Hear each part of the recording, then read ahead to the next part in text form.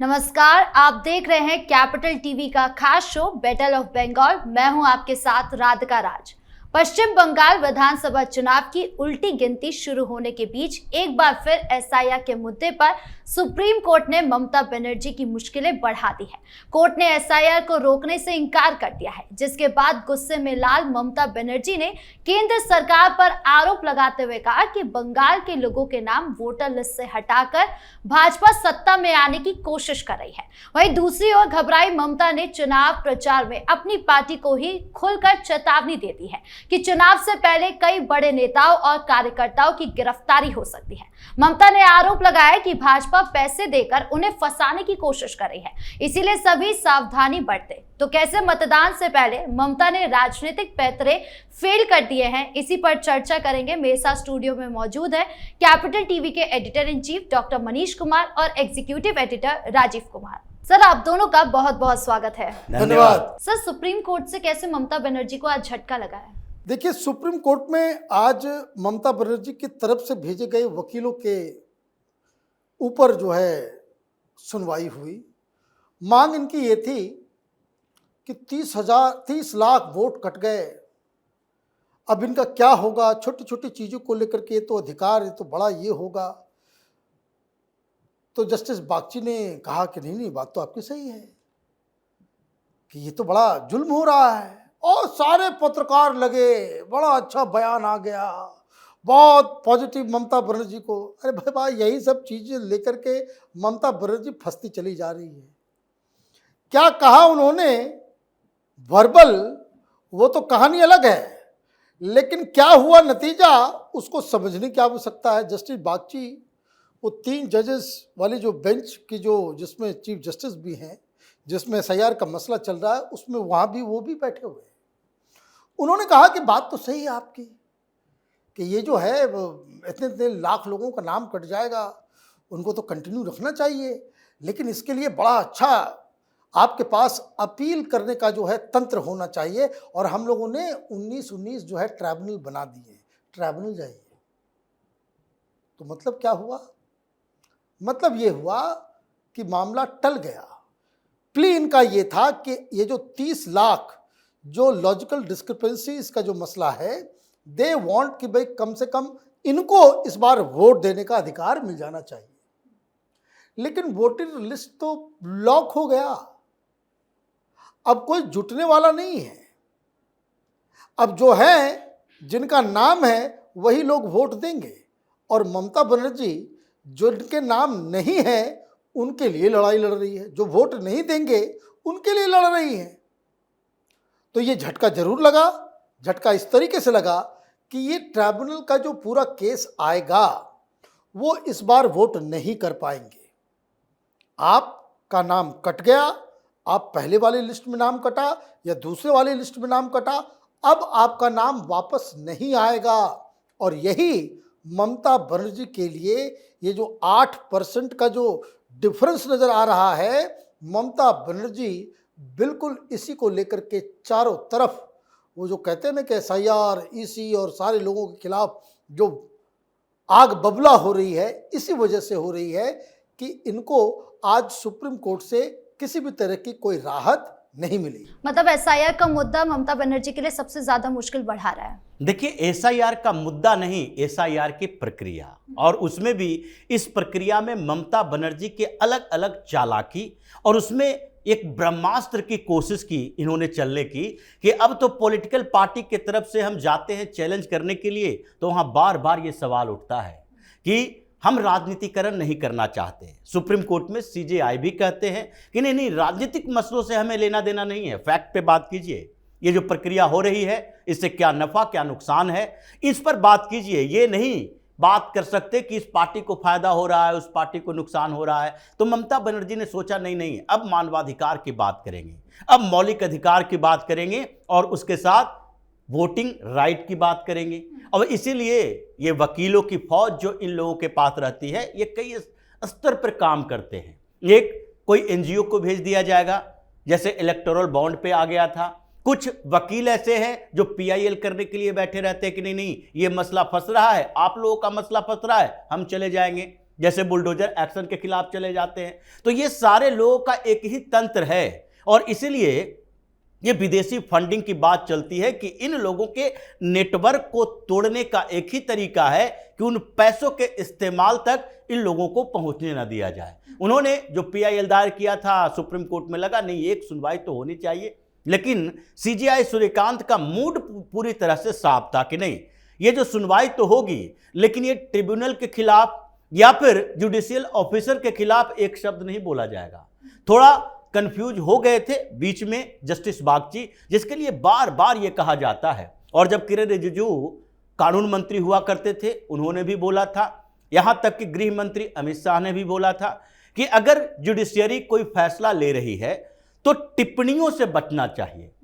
आप फैसला लेते हो, फैसले की बात करते हो, जो फैसला लेते हो वही आधार बनता है, लेकिन जो बीच की टिप्पणियां होती है उसका कोई मायने नहीं होता, उसका इस्तेमाल हथियार की तरह किया जाता है। और मीडिया ने आज यही किया। जैसे ही जस्टिस बागची बोलना शुरू कर दिए कि नहीं ये जुडिशियल ऑफिसर तो जल्दीबाजी में कर रहे थे, उनसे भूल हो सकती है, अगर जीत का मार्जिन कम हो गया 2% हुआ तो 8% वोट कट रहे हैं, इधर के वोट कट रहे हैं, 27 लाख वोट कट रहे हैं, कैसे हम इसको जस्टिफाई करेंगे। लेकिन उनको भी मिस इन्फॉर्म किया गया था। जिस तरीके से बातें वो कह रहे थे, एक एक दिन में 1,000 डॉक्यूमेंट्स देख रहे हैं। कौन से 1,000 डॉक्यूमेंट्स? 700 से ज्यादा जुडिशियल ऑफिसर और उनके पास लगभग 1 लाख से 1.5 लाख केसेस हर रोज सोल्व हो रहे थे। तो ये 1,000 के तो संख्या ही गलत है, इनको बताया जा रहा था। लेकिन इन्होंने जो बातें कही उसके बाद इंटरफेयर कोई भी सीजेआई की तरफ से नहीं हुआ। उन्होंने सीधे तौर पर कहा कि नहीं, ये बातें जो चल रही है उसमें हम ट्रिब्यूनल के साथ खड़े नजर आएंगे। ट्रिब्यूनल में जो फैसला आएगा वो बाद में देखा जाएगा, फैसला करना उनका है और जुडिशियल ऑफिसर के ऊपर कोई सवाल खड़ा नहीं किया जाएगा। और यही बातें चली क्योंकि इलेक्शन कमीशन की तरफ से जो एडवोकेट नायडू गए थे उन्होंने यही बात उठाई कि अगर समस्याएं हैं, अगर ये वोटिंग मार्जिन की बात जो की जा रही है, अगर वो वोटिंग मार्जिन इनके कारण बदला हो तो ये 8% 10% की बात करते हैं कि जीत हार का अंतर निर्धारित कर लेता है, तो इसी आधार पर तो पिछली बार 10% के अंतर से ममता बनर्जी जीती और अभी 1 करोड़ के करीब वोट कटे हैं। तो 1 करोड़ का ये वोटिंग उनके पक्ष में हुई। 8 से 10% अगर नहीं होती तो वो हार जाती। जो ये स्थितियां ऐसी पैदा हो गई कि सीधे सीजेआई सूर्यकांत ने कहा पिटीशन खारिज किया जाता है, इस पर कोई सुनवाई नहीं, आगे आप जाओ और उसके बाद इंतजार करो कि ट्रिब्यूनल का फैसला क्या आता है। अगले इलेक्शन में वोटिंग राइट मिल जाएगा। मतलब ममता बनर्जी जो सोच रही थी अंतिम आधार था, ये जो पूरी व्यवस्था बदली है मुस्लिम इलाकों में, कोलकाता में, हुगली में, इन जगहों पर जो 2-2 3-3 लाख के सेकेंड टर्म में वोट कटे हैं, वो किसी तरह से वापस आ जाए, इंटरिम रिलीफ मिल जाए, वो मिला नहीं। तो अब तो आंकड़े देखेंगी कहां कहां किस बूथ पर इनके कितने कटे हैं और कितने वोट से ये हार रही हैं। सर, चुनाव प्रचार में भी देख रहे हैं कि ममता बनर्जी अपने काम नहीं गिनवा रही, सिर्फ भाजपा पर आरोप लगा रही है। सब पे आरोप लगा रही है, भाजपा पे तो आप छोड़ दीजिए। अब तो इलेक्शन कमीशन की वही साजिश रच रहा था, 4 घंटे में बिठा दिया। और तो और हमारे नॉमिनेशन को कैंसिल करने के लिए इन लोग जो है साजिश रच रहे थे, कोई झूठा एफिडेविट वहां पे डाल दिया। रोने से काम नहीं चलेगा। ममता बनर्जी अपने लय में ही नजर नहीं आ रही है। जो पिछले चुनाव में जिस दम्भ, जिस कॉन्फिडेंस, जिस अहंकार के साथ खेला होबे करती थी, जिस तरह से वो चीखती थी और कोई कुछ नहीं, प्रधानमंत्री को कुछ बोल देती थी, होम मिनिस्टर के बारे में पिछले चुनाव में तो यहाँ तक कहते कि हम तो मानते ही नहीं कि प्रधानमंत्री हैं, एक बार चुनाव यहाँ हो जाने दो, उसके बाद इस सरकार को गिरा देंगे, यही कहती थी वो।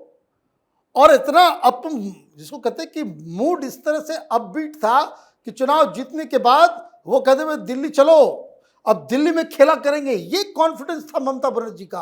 अभी क्या है, ममता बनर्जी शिकायती हो गई है, सब कुछ में शिकायत जी, सब कुछ में शिकायत है उनको। और सबसे बड़ी चीज, ममता बनर्जी का जो मूल तत्व उनकी राजनीति का कि वो she is a powerful lady और उनके खिलाफ कोई प्रधानमंत्री, गृह मंत्री, कोई कुछ नहीं कर सकता। बंगाल में ममता बनर्जी इतनी स्ट्रांग है कि वो जो चाहेगी वो कर लेगी।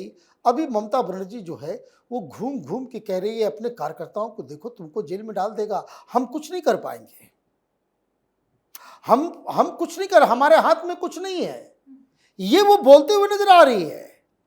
वीकनेस आप खुद बता रही हो।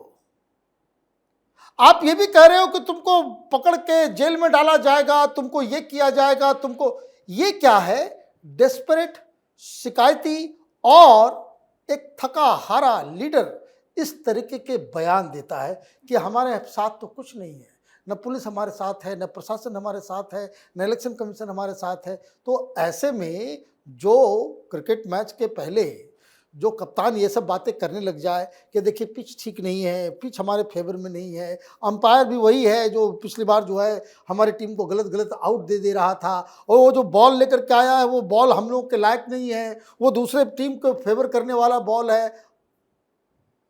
तो इसका मतलब क्या हुआ? इसका मतलब ये है कि एक डिफिटिस्ट, एक हारी हुई मानसिकता का वो एक एग्जाम्पल बन करके उभर रही है। मतलब ये गिरफ्तारी का डर दिखाकर ममता बनर्जी साबित क्या करना चाहती है? देखिए, वो साबित ये करना चाहती है कि हमें भी गिरफ्तार कर लिया जाएगा, कुछ समर्थन दे दो।